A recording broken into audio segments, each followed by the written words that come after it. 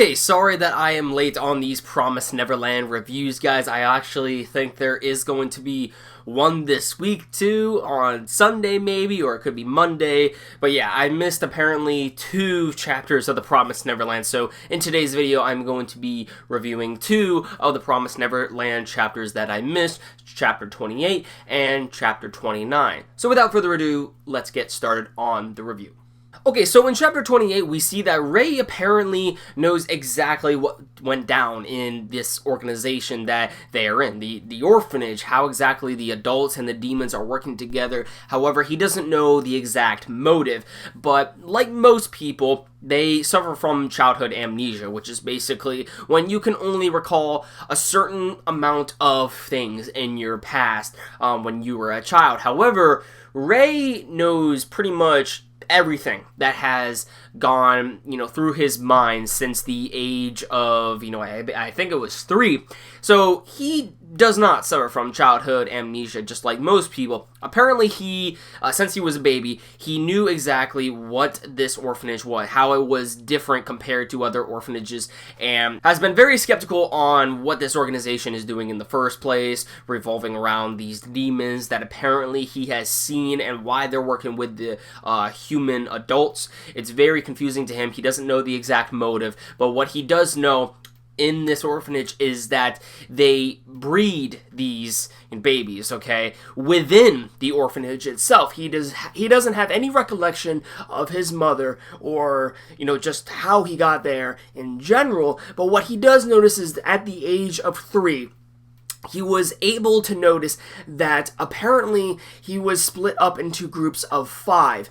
And actually, tying into Chapter 29, there was around 5 places revolving around the facility of the orphanage. And apparently, in Chapter 29, when Norman tries to escape, because after all, Ray and Emma, are trying to confuse Mama because of the fact that they usually act as one group. But however, if Norman acts alone during this act, she won't know exactly what is up in the first place. And also, Mama wasn't able to track him. And while he was gone, he was scouting the perimeter just to see if there was anything around him in which he could get across to the other side. However, he notices that he is technically on a cliff, and below the cliff is pretty much nothing, okay? And I'm pretty much assuming that, the demons are down there. They're an underground facility in which, humans get shipped out down underground for, the demons to consume.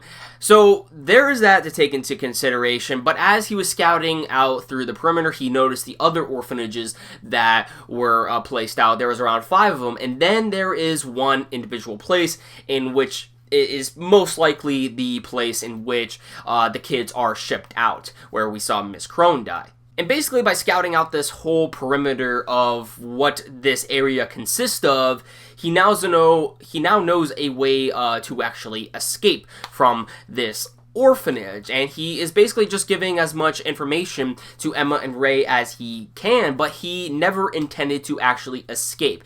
He intended to actually die from the very beginning in order to basically give Emma and Ray a fighting chance for them to escape, as well as the other kids there. So with this information, this is a huge step up compared to the information that they have received in the past, because now they know the whole layout of the facility, and Norman even tells them, if you're going to try to make an escape, you want to go through this area first. This is the place in which you want to get out of here. This is very vital. However, I have to go out and die, okay? Because this is the only way it's gonna work. So Norman, I knew that, he was possibly going to die from the very beginning of the Promised Neverland, but how this chapter showed his character actually try to give into the situation he's already been in, or what is coming to him, I'm pretty sure he's going to stay alive. I mean, it's quite obvious that most likely he's going to live. However, I would be very surprised by the author if he actually does kill off Norman. But at the same time, I also think while Emma and Ray and Norman are trying to escape from the facility, one of them will eventually die, but it will be when they are together. So I don't know. Maybe we can see Norman die. Most likely he won't, though. But it seems like he is being shipped out now. Emma and Ray are very, put into a bind because they don't know how they can get Norman out of this situation when he is acting on his own free will. So it's difficult for them. But the biggest thing that we could probably get out of, this chapter is that panel where we see Norman pick up that pen, which for right now, I don't know why I'm forgetting his name, but basically we do know about this individual that, has his name on the pen, and also what he has done with this place. He most likely knows the secrets of this place in general, how it was created. We saw this character's information in the library. I don't know why I'm forgetting his name right now. Correct me in the comments down below. I think his name was like William something. I could be wrong on that.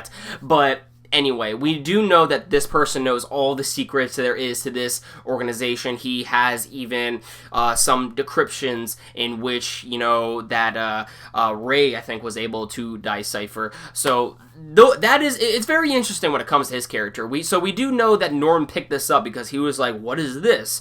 So he brought this along with him, most likely, when he was shipped out. So what exactly he's going to do with this pen, I'm not entirely sure, because we don't know the secret revolving around that pen in general. All we do know is that it's technically a pen with the guy's name on it, really. But it's definitely something. It's definitely something that can reveal a lot of things that has not been said before. It could, maybe show a entire map of the area and how to get out, kind of like a holographic map or of some sort. So really, I don't know what this pen does, but I have a feeling like it could actually be like a tracker of some sorts. It's like, it can pretty much track everyone. How we do know from Mama, she is able to only track the kids within her area of the orphanage she is at. But as far as the other parts of the orphanages, the other 4, we're not exactly sure. Maybe she can only track those kids within her own area. So maybe this pen has the ability to actually track everyone within the area and also pinpoint which section of the area how it is, acting. What is different compared to the other orphanages, or how exactly they can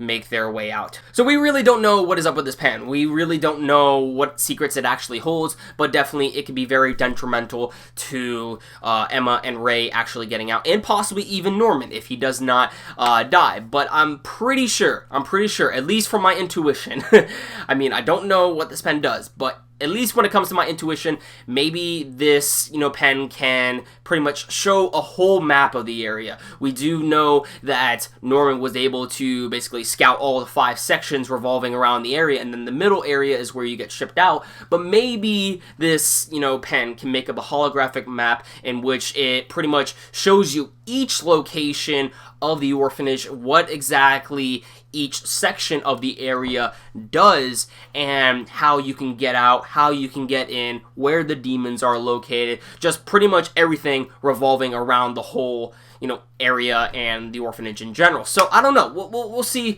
what holds for the Promised Neverland in the future. But yeah, I think that about does it for my review. Definitely let me know your thoughts in the comments down below. And thank you all for watching. I'll catch you all in the next one.